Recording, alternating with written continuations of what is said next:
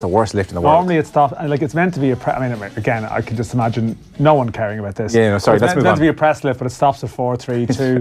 People getting on with trolleys, all sorts. It's not great when you're under a bit of deadline pressure. No, like legitimately, you can be waiting for a long, long time. Anyway, I toddled on down in the lift and went to Martin O'Neill's press conference. We'll play you a few clips. Suffice to say, it wasn't great. So, as generally is the case with these things, it's one question per journalist at a time in a row. Don't ask me why. I mean, it's just deliberately difficult for everyone. So one question and then move on, and there's long silences sometimes between questions. I think people are almost saying, well, should I ask one? Or my sense is, I mean, there's a few elephants in the room that people don't want to bring up, like, Martin, you're in big trouble here, you know, and it's a difficult format. It is like a difficult passing of the baton on. Yeah, it's a terrible format. And so we'll play some clips. Ryan Giggs came in, and obviously he was in great form and talked great about format when you're winning. It's like, here, I can speak to the world. Here's how I did it. Yeah. Actually, interestingly, Giggs made the point that we had a really small team out there, and it was something we were really worried about. But the way the players stood up was just fantastic. They won every header that came into the box. They really fought hard. Ashley Williams got the big G up, didn't he? He said, man of the match by a million miles, he said. By a million miles, Williams. He thought he was brilliant. He has been having a bit of a nightmare of a year, so it's probably, there was a bit of motivational talk contained in. Talked about the young players, kept being asked about the young players, because you can imagine that must be a real theme that the journalists are. Can you imagine the buzz of watching, you know, if you're covering Wales or from Wales, your team with like 3 21-year-olds, an 18-year-old, an 18-year-old and a 19-year-old in your like 5-year front six. Can you imagine that? You know, well, I can remember a time when... I can't even imagine that in our under-21s. All those players playing in Ollamouch back in the day, all the friendlies, all the debuts that were given out, you know, Keane, Duff all coming through, etc. Yeah. What a story that must be. Yeah, and you know, he was playing it down a little bit. He was like, yeah, no, it's great, but you have to have the experience in there. You have to have the Ashley Williams in there, the Wayne Hennessy's. They're the ones that really spine of the team, and Joe Allen was so good as well. So, you know, everybody was happy. Everything was good about Wales. Giggsy toddled off into the night, and he was happy. Martin O'Neill comes in, like, tense, I would have said. Tense. It's not a great... I mean, he is intense around games, but after a defeat... It hangs. The silences, I don't know if they go on for as long as it seems, but they seem like pretty long silences. Here's a sense of one of the more difficult moments. So a journalist basically sort of said, this was a few questions in, and as I'm thinking here, it is, when you step back from it for a second, this is grim. Like the whole football world and the media and our own involvement, and it's like a man being asked about his job security. There's something very undignified about all of us involved. And it's not even about, at that point as well, it's not necessarily always about asking the most pertinent question at that stage.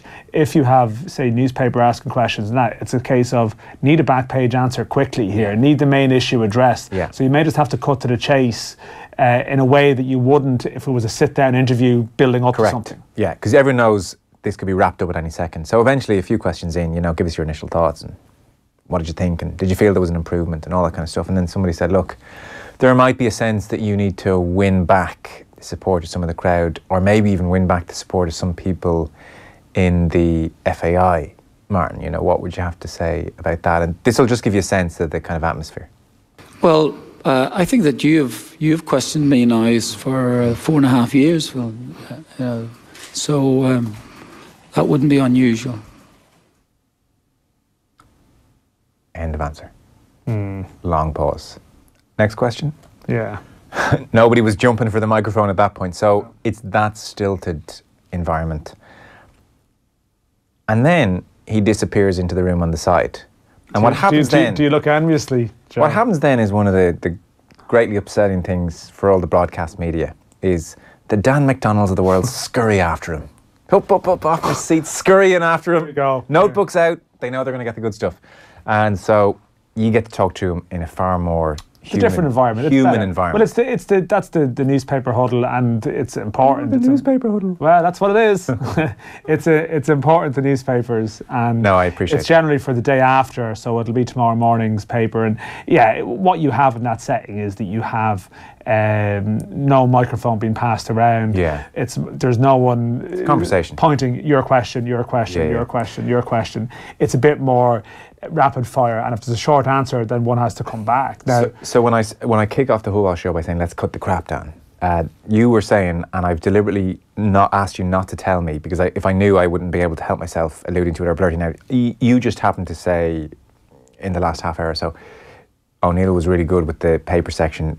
It's going to be interesting tomorrow in the papers. Yeah, it's one of the better ones, just in terms of getting an insight into his picture. As I said, I'm here. I work for Irish Independent, Joe. I'm like, get your Irish Independent tomorrow. We're actually going to publish some of the transcript, I think, just a bit of the back and forth, just to get a sense of where he's at. Now, I mean, hostile?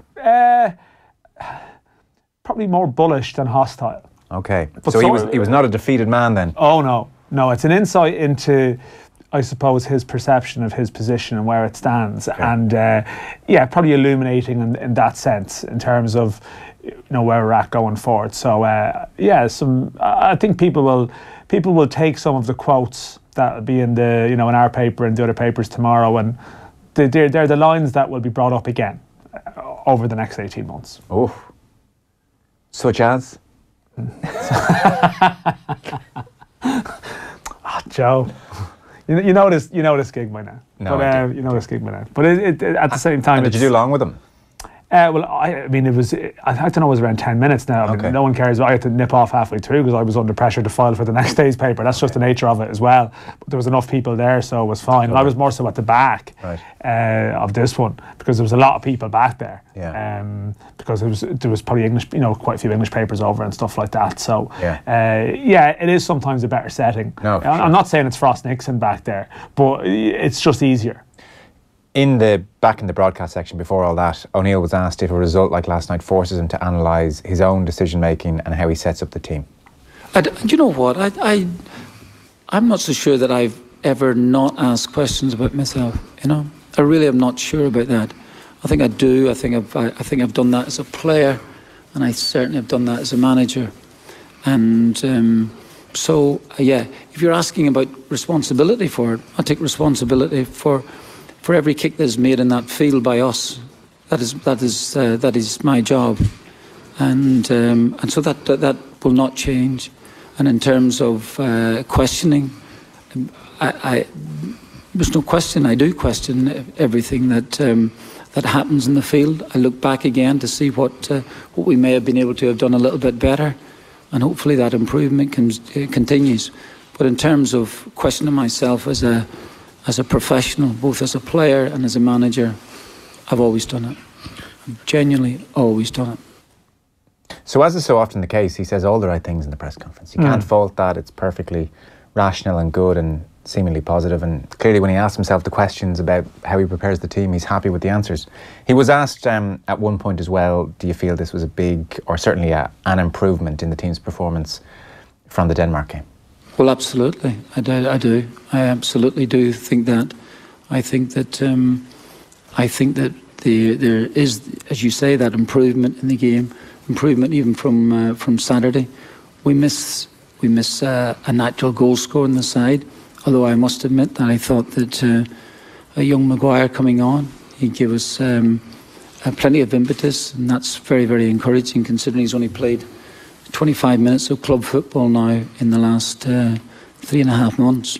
So yeah, I think these things will help the players immensely. So that's where he is, and that was his point of view. And it's interesting you say in the more informal setting, he certainly had maybe a bullish air, and certainly not the air of a defeated man. So that's where O'Neill is. Keith Andrews was on earlier on. If you're listening on the podcast, you would have just heard him. Keith's kind of point is, like, it's not really just about last night. This is a general thing. This is a general rot, might be a strong word, but it's a general rot since maybe Vienna 2016. Yeah. And last night really doesn't change his sense of what's been done with the team. That's the problem. I mean, that's the issue. If last night's game was the first game of his tenure, if it was the first match, you'd be walking away with a very different, okay, we've got something to work with here. If anything, you say, gosh, what a big improvement from his first game with Wales to from the Denmark or whatever, game. If it just started then. Whereas, as Keith mentioned, we're coming on towards 5 years in the job, and I sort of mentioned a bit earlier on, 11 months since Denmark, more to the point, when, the 5-1, when we knew there was going to be changes and people were going to leave, and slight sympathy in terms of okay, the friendlies that started the year, the big thing was Declan Rice and building a team around Declan Rice, and that is, so if you're talking about the time that was wasted there, that is a factor in it too, unfortunately. That's my slight reservation. Look, I've been very critical of O'Neill, there's no doubt, but since the Denmark game, like, there aren't that many games really of note to work with as such. Well, there was a training camp though, and there was a 10-day training camp in the summer, which will be forever remembered for the WhatsApp audio messages describing it, rather than the patterns of play that were created during that period. Doesn't seem like it was overly productive. No, that's a problem, you see. Yeah. That's the thing. So that's the less sympathetic. That's the very glass. That's the glass a quarter empty view. Because you're a very fair judge. You don't. You're not a clickbaiter, you're not looking to keep people, you're not that type. So I'm kind of surprised here that you're at the point where you think it actually is done. Yeah, it's a tough one, because in the last campaign Ireland were fourth seeds and came second, and I still think off the back of that you deserve another campaign. But yet there's always this niggling sense that the campaign is a campaign too far. And there was a conscious attempt in the summer to build a positivity around the autumn. Yeah, that was a plan. And you're thinking, okay, let's roll with that and see what happens. As in O'Neill doing all the one-on-one interviews? Yeah, it's not even just that. It was even, but part of that, I think, was about getting a message out about there's belief in the players, and, let's talk about the positive. Let's talk about the good things that we've got. I believe in this and that. So that was fine. But now since then, we've had a really bad couple of months. And the language, again, about the players has probably gone back to be more negative than positive, and what we don't have rather than what we do have. Yeah. And so now it does just feel grim. Yeah, it does. And a lot of people were very strong after 5-1 about there can't be another campaign. And it was just sort of a small bit, You weren't so sure then? I wasn't so sure. Yeah. Because in a way it was a 2 or 3-1 loss to Denmark, and then they had to go for it, and 5-1 is, Yeah, it was pretty bad, and the FAI had made the decision probably to stick with him at that time, and I guess my view with O'Neill has always been, do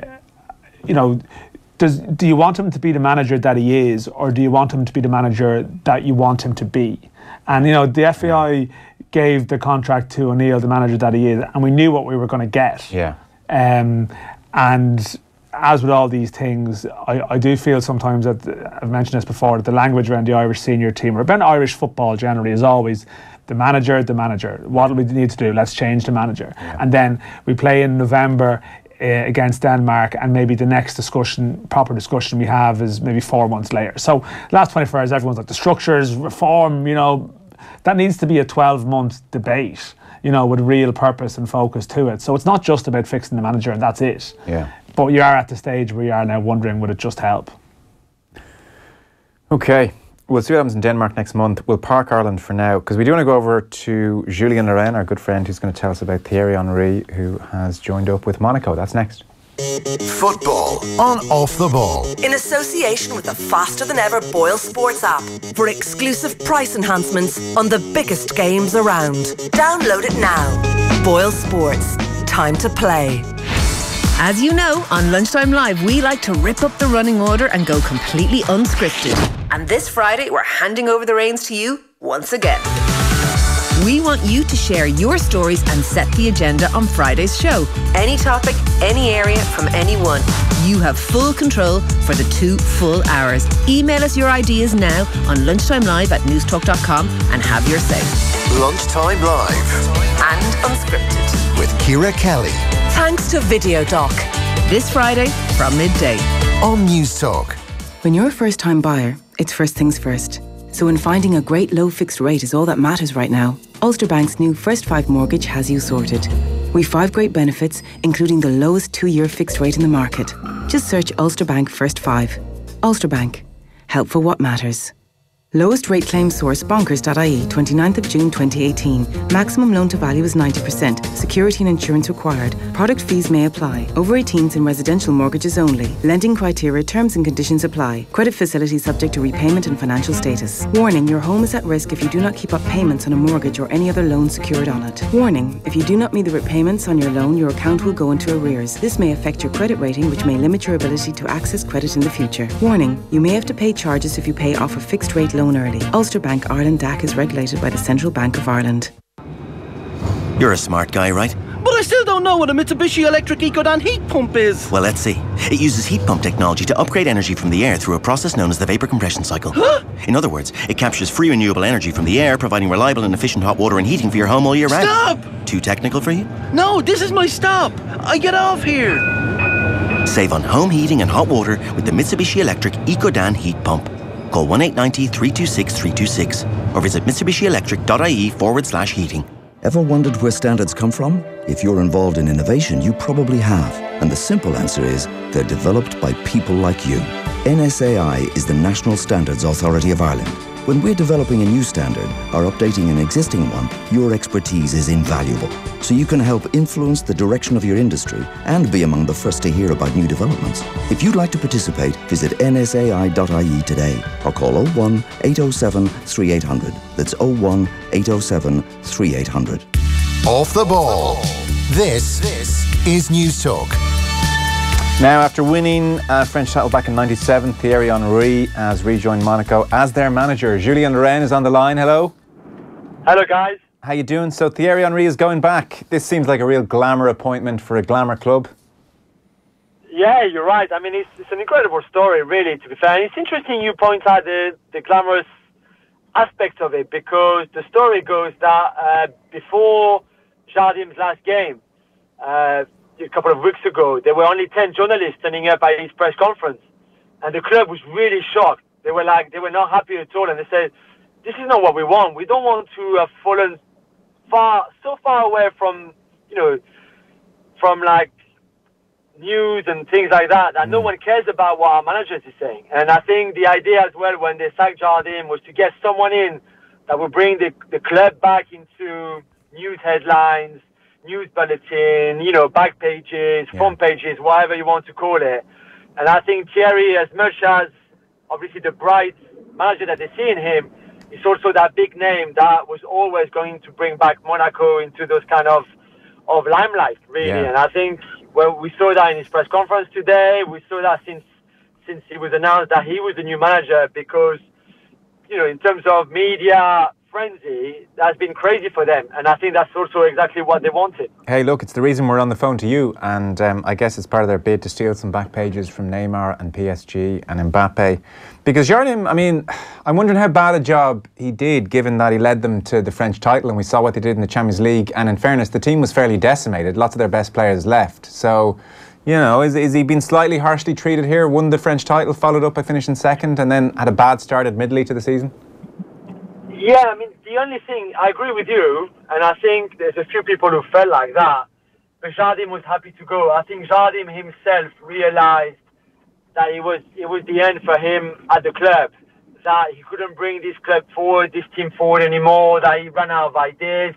I think he ran out of energy as well. I think all those successes, which were incredible, made him a bit, complacent is the wrong word, but made him a bit big time in a way. And I don't think he had the same meticulous approach that he had before. I don't think he had the same hunger that he had before. And maybe it's normal, because when you defy all the odds, when you achieve far more than you should have, really, after 4 years, maybe you feel like that. Maybe anyone would have been in his position would have felt the same.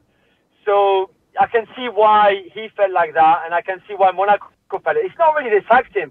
I think it was far more mutual consent than what people think, that he felt I can't do this anymore, and that's why he was okay by leaving. He took a big check, a big payout as well, so he would be happy right now in Madeira on a nice beach. And also the club felt, it's been great. We had a great love story. It's been wonderful, but it's just time for a new cycle and something new. And I think Jardim was okay with that. So. Yeah, maybe it was a bit harsh, but I don't think he wanted more time. I think he was very happy to put an end to it and to move on to something, and for the club to move on as well. So Julien, I think we've touched on this maybe a bit before on the show in terms of the perception of Thierry Henry in France. I know we've had Henry the pundit in the UK, and he was maybe divisive in terms of that role. But there was general agreement on Thierry Henry. Yeah, maybe he wasn't divisive, but in terms of I know like some of the players in that France 2010 World Cup team, maybe there's been a mixed view of them, and I wonder has Henry suffered from that, or is he a popular figure, or how would you describe it? No, I think one of the big tasks for him going to Monaco as well is to sort of rekindle himself with the French public and with the French people, because right now he's not popular in France. He's not the figure that he should be, considering he was, one of our best players ever. But if you ask people wouldn't name him in the top 3, maybe not even in the top 5 for some of them, because of what happened against Ireland, because of what happened in the World Cup 2010, because of a lot of things that happened with him, and I just don't think, I think people never got him, never really understood him, and I think maybe he didn't do everything he could for people to understand him. But I think it would be very interesting to see how the French public react to him being at Monaco, him going to every Liga stadium, every single weekend now until the end of the season, things like that. And maybe people will like him a bit more. But right now, there's something broken between him and the French public for sure. And I think he always felt it. He always felt more at home in England and in London, for example, than he ever did in Paris and in France. Very interesting. Do you know, I'm not sure how popular he is over here necessarily either, frankly, outside of Arsenal fans who love him and all of us who think he was such a great player. There was something slightly smug / disingenuous about him. Like, am I the only one who sort of gets that with Henry? Sometimes he just says things and I'm like, I don't believe you. Yeah, I hear you 100%. I think the handball was obviously by far the lowest point of his career. I think even lower than the 2010 World Cup, where he was the one that could have stopped the strike, that could have stopped that humiliation, and he didn't do anything because he thought that by not doing anything, he would still escape, all the craziness that followed that stupid, the most stupid thing of stupidity ever. And very stupid. And I think the handball against Ireland at the Stade de France that night, it was the lowest of the low. And I think after that, everything changed. Everything was different. I think before that, a lot of people already couldn't get why he was not celebrating or the way he was celebrating. People, like we said, he looked cold. Yeah. There was a lot of things about him looking cold. But I think the handball just, in terms of his image and everything, really tarnished a lot of things. And I just never thought he recovered from it. I never thought his image recovered from it as well. And after that, only 6 months later, the World Cup 2010 just put a final nail in the coffin, really. So I think there was always an issue there. And I can see why you feel like that. And I think a lot of people, not just Irish or French people, but all over the world feel a bit like this too. Yeah, I'm bringing that up aside from the handball thing. Like I honestly am sort of over that. Maybe I shouldn't be saying that. But, do you have a last Henry question? No, just in terms of the summer just gone then, we had Henry in the Belgian camp that was on the opposite side to France in a significant sort of World Cup semi-final game. I mean, I'm guessing that was a major talking point, but is there also discussion, and was there a sense around that time of what input Henry was bringing to that Belgian setup and what we actually can expect from him now? Yeah, I mean, it was a bit weird. I was at that game. It was really weird to see him on the other bench. God knows what he thought during the anthems, because he obviously doesn't sing the Belgian one, and he couldn't have sung the French one either, considering they were the opposition. So, he must have felt weird emotions and mixed feelings and all of that. In terms of him as a coach, no one knows. I'm not sure he knows himself. He probably has a philosophy of play, a style of play. And when Arsene Wenger and Pep Guardiola are two of your biggest influences, or maybe just your two influences, I guess we can have an idea of what kind of football he wants to play, and not just Sam Allardyce's style of kick and rush football. That's what I'm hoping for Monaco, that it would be, attacking, that kind of football. But I don't think we know. I think what he will bring, though, his charisma and his experience as a player, because as manager he's got none. But as a player, and I think he will have that input on details, that he knows how important it is. He will be very demanding, and that's the question as well. How will he respond if his team is not, fulfilling his expectations? Because as a player, if a teammate, was not at the level that Thierry expected, I think that the teammates could have been in for like a long hairdryer treatment. I'm not sure he can do that right now in a squad that 18th in the league, have won one game in 12, and that game was on the 11th of August. So he will have to be patient. He will have to be maybe a bit calmer than he was as a player. He would have to be, use his mind a bit more than his instinct maybe. I'm not sure, but it'd be very interesting to see if they lose at Strasbourg at the weekend. What is he going to do? It's going to be really fascinating, I think. Yeah, for sure. That's interesting. I didn't actually realise he was a hairdryer type teammate to those not performing. One last thing, completely different before I let you go, Julien. So Koscielny obviously missed out at the World Cup and was pretty honest in his comments afterwards about just how miserable it was being injured and watching your teammates win a World Cup. So he said, "The World Cup will remain a dark spot of my career. I have a selfish side. I tell myself that I could have been part of the adventure and won the World Cup. I was really happy for them, but also disgusted. It's a strange feeling that during the tournament I wanted them to qualify, but at the same time I wanted them to lose. It feels like a hit on the back of the head." So, wow. And I dare say it's how any injured player or any player left out of a squad feels when their own country has such success. The interesting thing I thought was that he said, Deschamps called me once for my birthday in September. He's talking about the September after the World Cup, I guess to check in on him or just to say hi. But he says, otherwise, no. Lots of people disappointed me, not only the coach.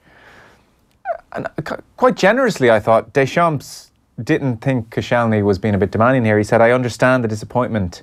I reached out for an update in September. That, at a bare minimum, I did. I could have done more, which was a generous enough response, I thought, from Deschamps. What do you make of all this?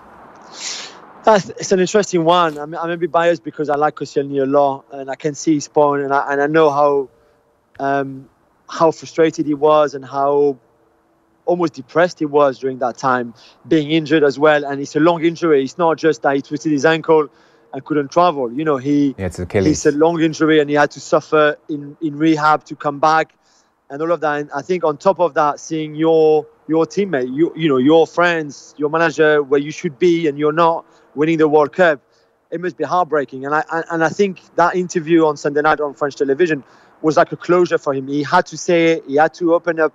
He did. Now he doesn't care what people think. He doesn't care about the debate. He just had something to say, which he used as a closure, and now he can move on, because I think he really struggled to move on before that interview on Sunday. I think Deschamps had the right attitude. There was no need to to sort of fight back and have a go back at Koscielny. I think he understands. And it's funny because Deschamps said that actually he called him more than once, and that he texted him as well, that he also discussed with him what surgeon to use for his injury, his Achilles injury, and things like that. So listen, I'm not sure who is right and who is wrong. I just know that Koscielny was hurt. He was deeply hurt. And maybe Deschamps could have done more, maybe the rest of the squad could have done more, but it's difficult. You're in your own bubble at the World Cup, and I'm not sure they were thinking about Laurent Koscielny a lot at that time either. So I think it's a tricky one. I'm glad he opened up, because I think it will do him a lot of good and it will make him feel better.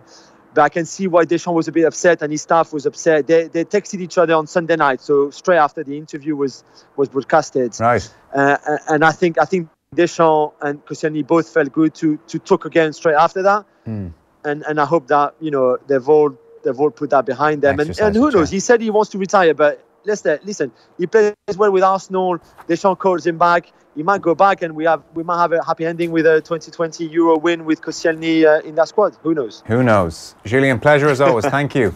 Thanks, boys. Thank you very much. Off the ball on News Talk. Get ready for Halloween at Dunnes Stores. Buy any 4 for €5 on selected Cadbury, Mars, Nestle and Tayto Snacks multi-packs. Or get 2 for €50 on beer slabs, including Budweiser and Carlsberg. Save again with our €10 off every €50 grocery voucher. Dunnes Stores, always better value. Please drink sensibly. Terms and conditions apply. See online for details. Minimum spend required. Buying a house shouldn't be all about red tape. It should be about rolling out the red carpet. My Sherry Fits is an online platform that allows you to make offers, see other offers, contact your agent and book viewings. All online, anytime you like. It's an entirely new way to buy a home, built on everything we've always believed in. Find out more at mysherryfits.ie. Sherry Fitzgerald. It's not just about property, it's about people.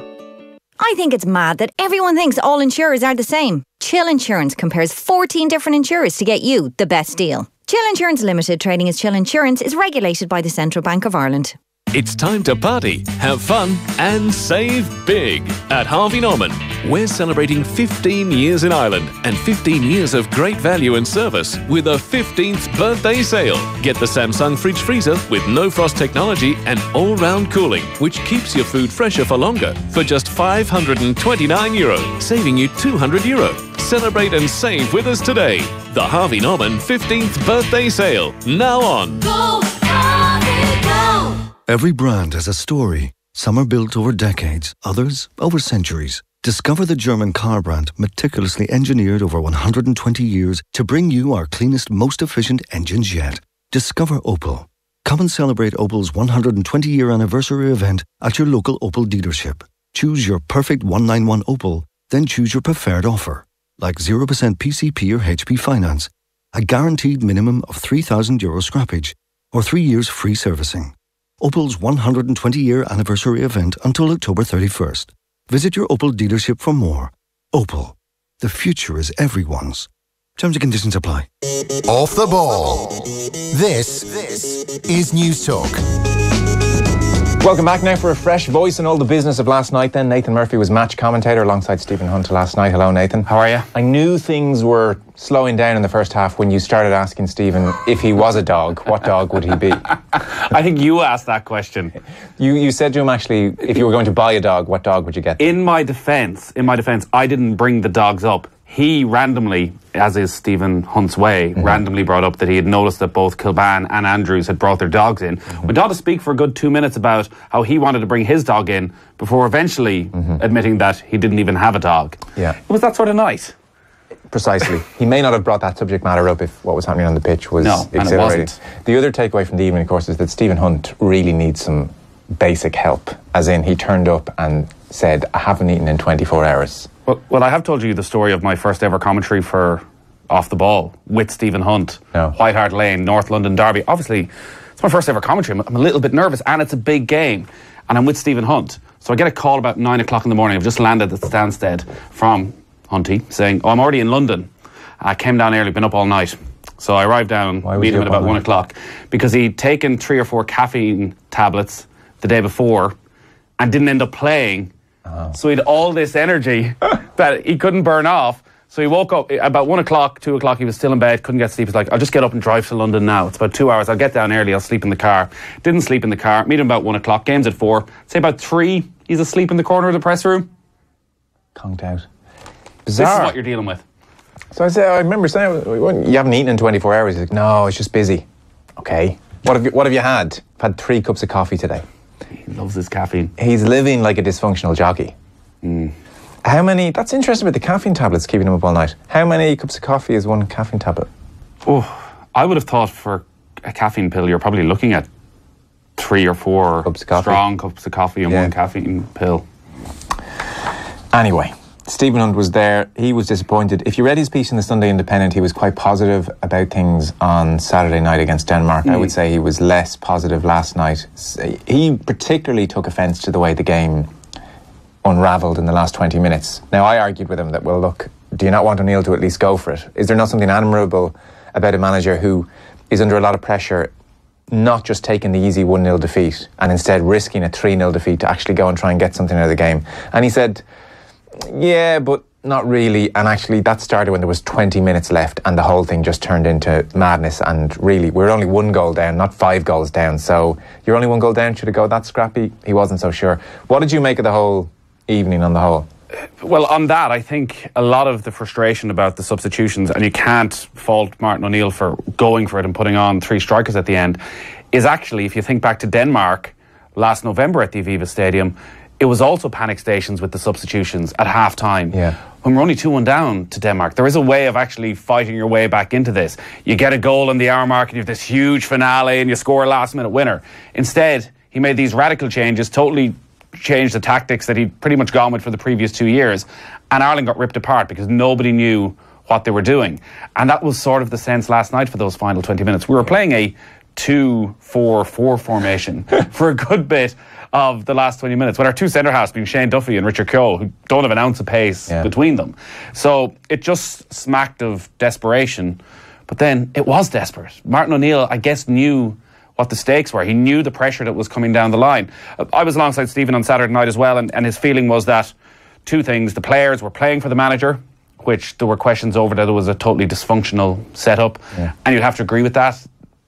They certainly showed pride, whether that's pride for the manager or pride for themselves. I would imagine there's a little bit of both. There's always pride for themselves and wanting to go out and do themselves justice and not be humiliated like they've been over the last couple of times. But also that he felt defensively we were a lot more solid. But how could we not have been when we were playing with a 5-man defence and a couple more extremely defensive players in the middle midfield? There's never going to be any space. And they had the benefit of Saturday night together to at least iron out the kinks. Exactly, and that's the difference last night. I thought Wales had a pretty similar shape at times when they didn't have the ball. They flooded men back. The difference they had was that they had Brooks and Laurens who had the ability to bring the ball forward even 30, 40 yards, to skip past a couple of tackles, bring it out to the wing, hold on to it, wait for the other players to come forward. Whereas we never seem to have that at all. We touched on some of the problems earlier in the show, you know, the likes of, for Christie, understandably, it's tough for him to get turned on the ball. I wouldn't say Harry Arthur or Jeff Hendrick are doing it brilliantly either, so quite often it struck me there was a real determination to keep the ball. You could see it from the first minute, the first whistle, and I mean it was a lot of passing around the back, and every time it went into midfield it came straight back to them. Now there must be a way for one of those three midfielders to get themselves on a certain angle where they can at least not have to give it back to Shane Duffy for the 5th time in a row, but that really didn't seem to happen very much. Callum Robinson, one of the few, and as Stephen Hunt said last night, that's because he's coming from a bit deeper, he gets a bit more space. I mean, on the point about the throwing the kitchen sink at it, it's such an indictment of where we are that actually a 1-goal deficit is so big for this Irish team because we find it so hard to score that really we treat a 1-goal deficit, i.e. throwing the kitchen sink at a team, the same way another team might treat 2 or 3-0. Like if we go a goal down now and there's 20 minutes left, we actually just have to throw everything at it. It's an absolute crisis at this stage, our lack of goals at home. When you go back through the last World Cup campaign against Austria, Serbia, Wales at home, the constant struggle. And in fact, you think back to that Austria game, John Walter scores in the last minute. It was again from a sense of adding a little bit of chaos to the match. We could have easily conceded, but we just threw everything at them, and this time it worked out in our favour. The issue, and this is where I guess Martin O'Neill gets a little bit of leeway, is again you're looking and wondering who those players are. Who are the link-up guys? Who are the David Brooks and Tom Lawrence? Remember, Brooks is playing. I'm actually, maybe again that's an indictment when I think about it. Like Brooks is playing for Bournemouth, Lawrence is playing for Derby. These aren't actually world-class players. They're not Gareth Bale, Aaron Ramsey, Christian Eriksen. They're just good, solid, young Premier League quality players who are able and probably told to do it, as John Giles will probably say tomorrow night. You know, they're not been told not to do it. Are the Irish players been told? Is Cyrus Christie, is Martin O'Neill at him at training? Listen, I'm happy with your performance on Saturday night. You got the man of the match. You played it very safe. We need more from you. When you pick up that ball, I need you to be turning to the opposition goal, and I need you to trust that Callum Robinson's going to have come short and he'll be available for that ball. I don't need you to be scared out of your life that if I turn, I'm going to get dispossessed. Richard Keogh's 10 yards away from me. He's too high up the pitch. We're going to get caught on the break. And I think that's the underlying feeling watching Ireland, is that those conversations aren't happening. There's no trust. There's no general sense of, well, if I pick up the ball in this position, 4 other people are going to move. Like we saw it a couple of times with Matt Doherty where they tried him that diagonal ball. But we haven't seen that with Ireland at all under O'Neill, I don't think. That there's never been a pattern of play from midfielders. No, I think that's the big issue. And you talked about the chaos. I think the reason we look more effective in chaos is that we drag the other team into chaos. Because if a game is just played in conventional patterns that professional footballers all are used to, then we seem to not be at those races. Like, we just don't seem to have those patterns. I mean, I do have a lot of sympathy in a way for O'Neill, given the players he has to work with. I still think fundamentally I find the not naming the team thing weird. I find the not talking to Cyrus Christie thing all week when he's going to be playing in a new position, I find that weird. I find a lot of what we hear about the training methods weird. And yet, even if he did all that, I wonder how much better we would be. I mean, yes, we would be better, but like the players, I mean, Aidan O'Brien last night, just looking at him, like, trying so hard and everything. But I mean, he doesn't really play for Millwall. He scored once all season. Like, we are just so limited, and it's just that primarily is the big worry for me. looking on last night, I just thought, well, I don't know. Look, there's definitely, sorry, the point to put to you, definitely these are players who are good enough to pass the ball because they've made it in the game. So just imagine how good they were in the schoolyard. They were the most skillful player we've all seen times a billion. You know, they were phenomenally good, and yet they look too often out in the pitch like they can't trap a ball and pass it. And so that suggests to me they need more help, they need more patterns, they need more options, because you can take a decent player, decent championship player, and he can look awful in a bad system, and equally he can perform above himself in a good system. And at the moment we're making what I have to presume are better players than I'm seeing in an Irish jersey playing very badly, and that is an indictment of the manager. But I don't know, like, you think of the Jack Charlton era, what's the one thing that they all had? What's the one thing they all say? Well, we knew exactly what Jack wanted us to do. Everybody knew their jobs. And it's didn't always agree with it. No, they hated it. But when you're getting the results, everybody's happy with it. Yeah, you're absolutely right. We've come through generation after generation of Irish players upping their game when it comes to putting on the green jersey. Like Kevin has spoken about it in here, making sure he was match fit from Premier League games so that when he turned up for Ireland, he was at his best. Whereas right now, and we'll see it this weekend, and the game that stands out for me last year is after the Denmark game and going to Burnley with Brian Kerr to watch Burnley against Arsenal. Jeff Hendrick and Stephen Ward played. And Hendrick played in the number 10 position. He played in a more attacking role behind the striker. Never give the ball away all game, because every time he got it, he knew where the two central midfielders were going to be, where the left wing back was going to be, where the right wing back was going to be, and likewise Stephen Ward. He had 4 or 5 options every time because it's drilled into them day after day. And yeah, you don't get as much time at international level, which makes it all the more important that you really are focused on what should probably be a pretty simple. It doesn't have to be a sophisticated game plan. It doesn't. And there is a problem with scoring goals. Like Shane Long, who's still our main striker, hasn't scored an international goal in 2 years. Has barely scored any goals, even at club level, in 2 years. Seanie Maguire's never scored at international level. Is only making his 3rd appearance last night. Looked good last night, though. And still is nowhere near full fitness. And maybe he can emerge over the next couple of years. But you do feel that playing 7 defensive players, like, that's never going to change. Then, if we can't go on playing Cyrus Christie in the middle of midfield. Somebody has to come in, put a structure in place whereby midfielders can go and express themselves and feel confident. And I think that's why there needs to be a change. That, quite simply, he's not getting the best of the players that are there. It's gone stale. There's obviously far greater issues, which you've been talking about already tonight, and which we're going to talk about with Irish football, that there's not a quick fix and that we're paying the price from the last 10, 15 years. But is he getting the best out of those players right now? Definitely not. Yeah, I'm torn. I mean, I haven't liked the way he's approached things. Equally, I didn't have a feel of crisis last night. It didn't feel like a low ebb where, okay, this guy has to go. And we are at the start of a qualifying process, and it just would feel a bit premature to me. We have to see what happens in Denmark. And the key question, as we said this evening already, is 1.9 million for O'Neill, guts of another 500,000 for Keane, I'm sure, whatever it is. So do we have 2.5 million to get a new manager? Because Ryan Giggs is getting 400 grand. So who are we getting and how much are we paying? Like, that's the key question. It is, and well, with both Martin O'Neill and Giovanni Trapattoni, you never would have said that they would have ended up as Ireland managers. We don't know what the budget is, but listen, is it Mick McCarthy again? I'm not quite sure. I don't think people would be particularly excited about a Sam Allardyce type figure coming in. It would feel like more of the same. Well, it's the total opposite to O'Neill in terms of organisation and drills. It is, but yeah, it's more defensive. We'd be giving out about style of football, I imagine. But I actually think it would be even a mistake to bring in a Martinez type, a Guardiola type. Don't get me wrong, if Guardiola wants to manage Ireland, I'm willing to see where it goes. Yeah, but I just actually think if you look at the players we have, Guardiola has shaped Manchester City by straight away going out and spending gargantuan sums on fullbacks who play the way he needs them to play and on attacking players. So Pep Guardiola has the best players in the world and still feels the need to absolutely drill into them every day. Appreciate that. What he wants from them. Appreciate that. But I'm just saying he has attacking players who, that's in their makeup. So we don't. And therefore, although it pains me to say it, if you're going to change the manager, then there is a strong argument that maybe you have to go for a Tony Pulis, Sam Allardyce type, because look what they have to work with.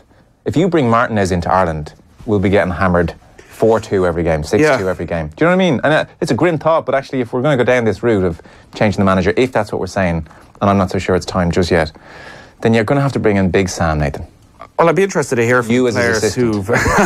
well, the brains trust. I'd be interested to see if you spoke to players who've worked under Sam Allardyce and particularly maybe Tony Pulis, as to how long it takes them to implement their ideas, whether because it feels in a way at times as if it's a Stone Age style of football, that it'd be quite easy, that anybody could pick it up. But actually, again, Tony Pulis very much focuses on certain aspects. I think quick enough. You see them go into clubs and turn it around in a week or two.